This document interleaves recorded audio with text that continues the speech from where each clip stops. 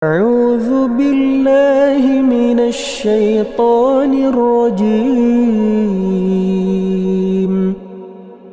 بسم الله الرحمن الرحيم Bismillahirrahmanirrahim. Assalamualaikum warahmatullahi wabarakatuh. Innal hamdalillah nahmaduhu wa nasta'inuhu wa nastaghfiruh wa nusalli ala Muhammad wa ala ali Muhammad. Pemirsa yang dirahmati Allah Subhanahu wa taala, jumpa lagi di channel Zaman Akhir. Bagaimana kabar semuanya? Semoga sehat walafiat dan dalam lindungan Allah Subhanahu wa taala. Pemirsa yang dirahmati Allah Subhanahu wa taala, video kali ini mencoba untuk mengungkapkan sosok Dzulqarnain. Siapakah Dzulqarnain? Sosok yang disebutkan di dalam Al-Quran. Selama berabad-abad, sosok Dzulqarnain telah menjadi perhatian ulama, bahkan orang-orang di luar Islam pun turut dalam upaya mengungkapkan siapa sosok Dzulqarnain. Tentu saja pandangan mereka tidak terlepas dari keyakinan, budaya dan tradisi yang mereka anut. Kami akan mencoba untuk memberikan paparan tentang sosok Dzulqarnain rahmatullah alaih, baik dari sisi pandangan ulama dan juga pandangan orang-orang di luar Islam. Hal ini untuk membuat perbandingan literasi dan pemahaman sebuah kisah di dalam Al-Quran dan kitab-kitab lain. Tujuannya untuk memberikan edukasi, bukan untuk membenturkan. Semoga apa yang kami sajikan ini bisa bermanfaat, terutama untuk memperkuat iman kita.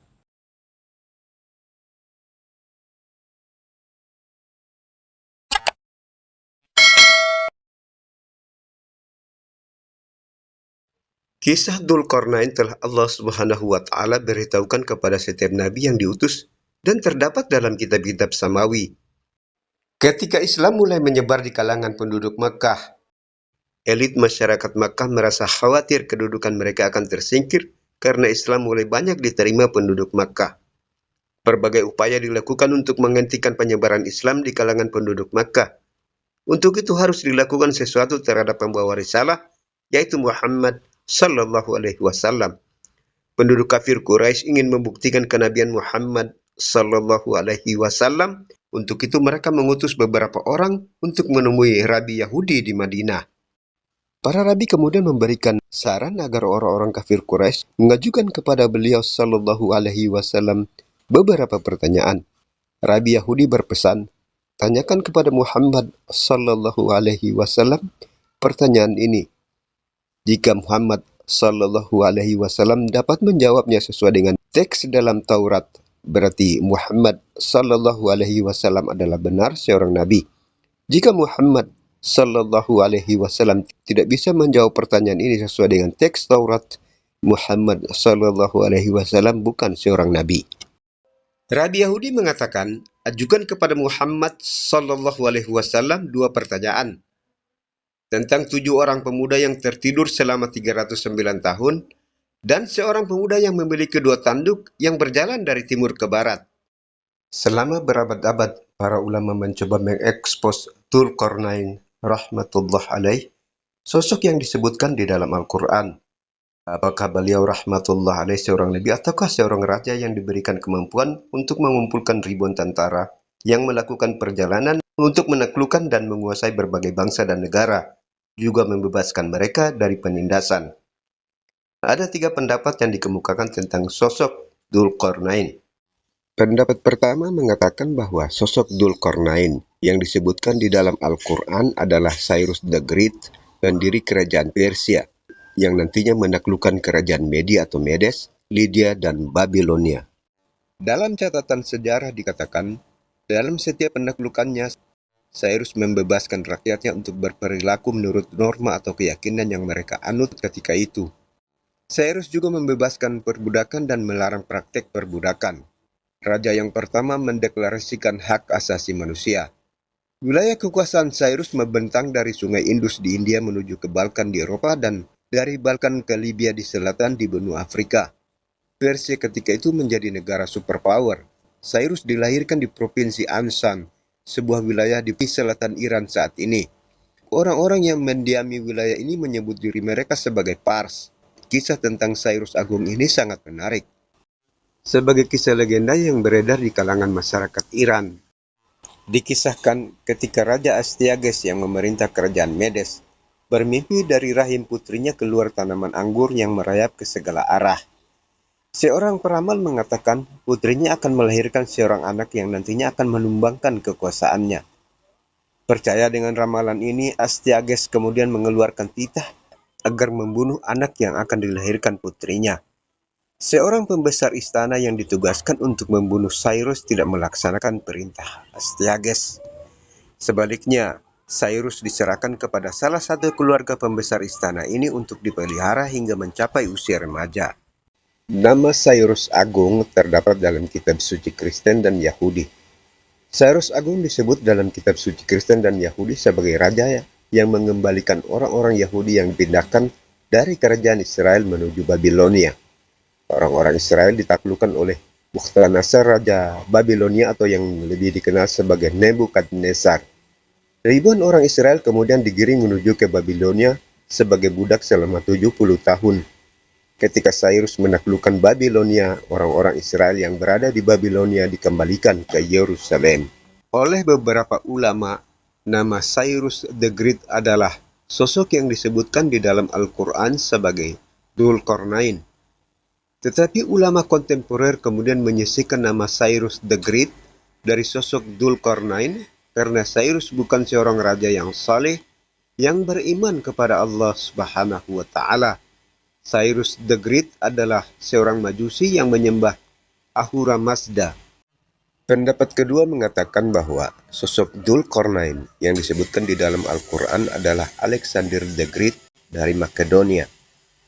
Berdasarkan catatan sejarah, Alexander adalah seorang raja yang melakukan perjalanan dari barat ke timur dan menaklukkan berbagai bangsa dan kerajaan.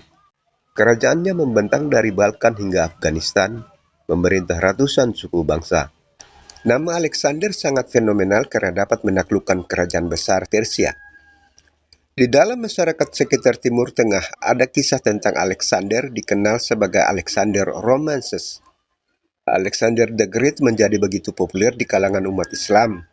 Sebagian ulama pada awalnya memasukkan nama Alexander sebagai sosok Dzulqarnain yang disebutkan di dalam Al-Quran.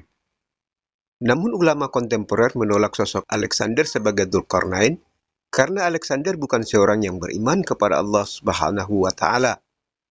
Alexander berasal dari Makedonia, wilayah di sekitar Yunani yang secara kultural adalah penyembah berhala. Selain sebagai penyembah berhala, Alexander juga dikisahkan seorang yang menyukai sesama jenis. Nama Alexander kemudian disingkirkan dari sosok yang disebut di dalam Al-Quran sebagai Dzulqarnain. Pendapat ketiga mengatakan Darius Agung adalah sosok Dzulqarnain yang disebutkan di dalam Al-Quran. Darius Agung lahir pada tahun 550 sebelum Masehi, naik tahta pada tahun 522 sebelum Masehi pada usia 28 tahun. Darius Agung adalah raja keempat dari dinasti Achaemenid. Ayah dan kakek Darius termasuk dalam keturunan Achaemenid. Ketika naik tahta, Darius menulis bahwa dia telah menelusuri garis keturunannya hingga sampai ke Achaemenes. Darius menduduki tahta Persia setelah menaklukkan pemberontakan pasca Kambises, anak tertua Cyrus, yang mewarisi tahta ayahnya meninggal dunia.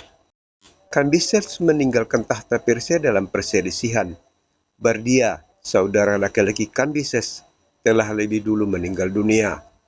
Darius menjelaskan mengapa dia memiliki hak untuk memerintah.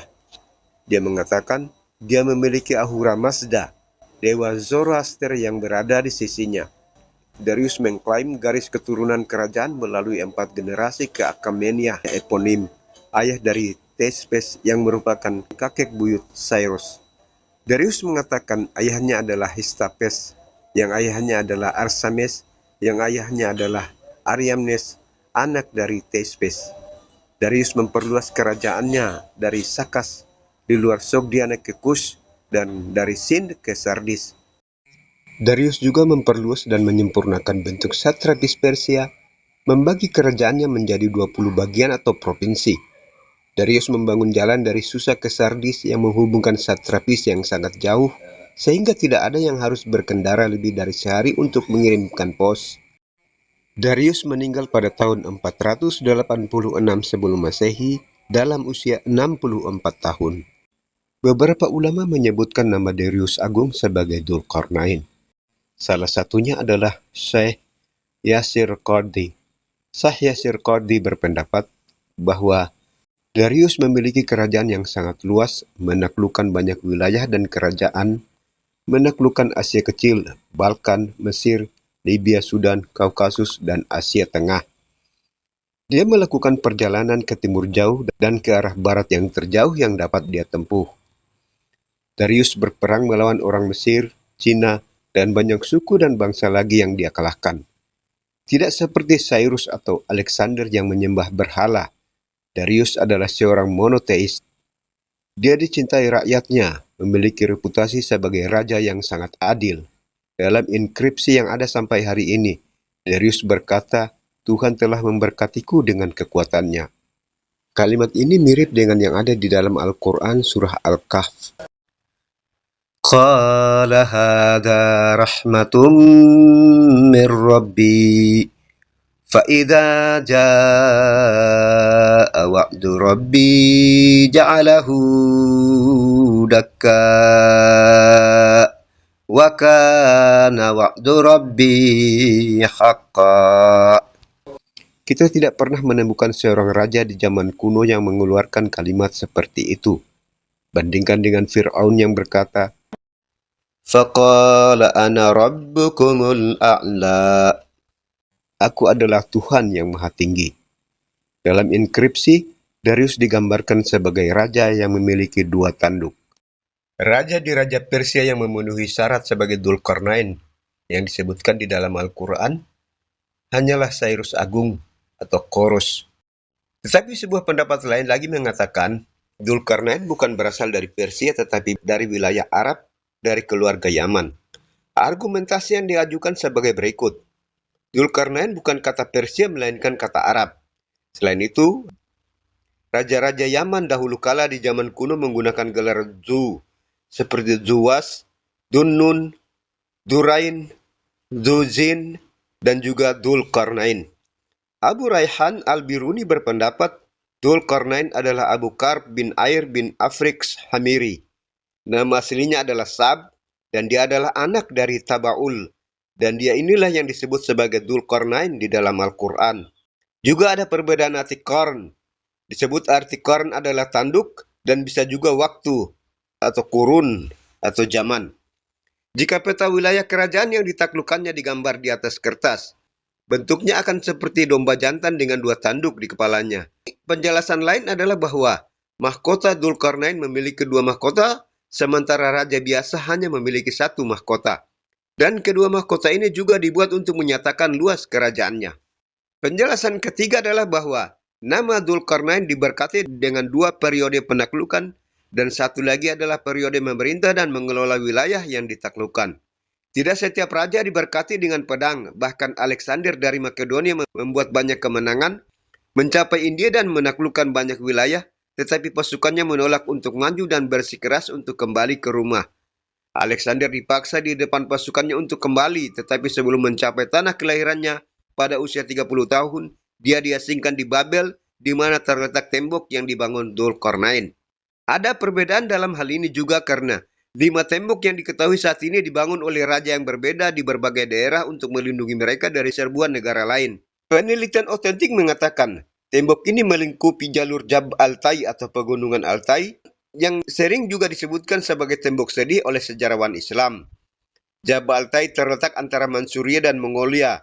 Di tengah gunung ini ada lembah yang luas, tempat Ya'juj dan Ma'juj melewati celah ini untuk menyerang pemukiman penduduk. Celah ini ditutup oleh Raja Hamiri. Tembok ini sampai saat ini masih ada.